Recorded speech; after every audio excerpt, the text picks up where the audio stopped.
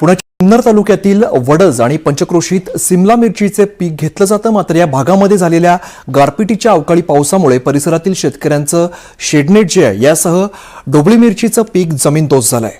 शेतकऱ्याचा हातातोंडाशी आलेला घास हिरावल्यामुळे शेतकरी आता हवालदिल झालाय।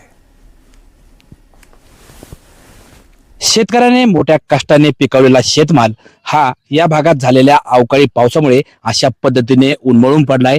आपण आता जुन्नर तालुक्यातील वडज परिसरामध्ये आहोत आणि आपण या ठिकाणी पाहू शकताय ही जी आहे ही निर्यातक्षम ढोबळी मिरचीची ही बाग आहे आणि या बागेचं काल झालेल्या या भागातील अवकाळी पावसामुळे आणि जोरदार वाऱ्यामुळे ही संपूर्ण बाग जी आहे ही बाग आणि संपूर्ण शेडनेट उन्मळून पडलं होतं। त्याचबरोबर आपण पाहू शकताय ही ढोबळी मिरचीला अक्षरशः मिरच्या लगडलेल्या आपल्याला पाहायला मिळत आहेत मोठ्या प्रमाणात आणि चांगल्या क्वालिटीचा माल या ठिकाणी ह्या ढोबळी मिरचीला लगडला होता।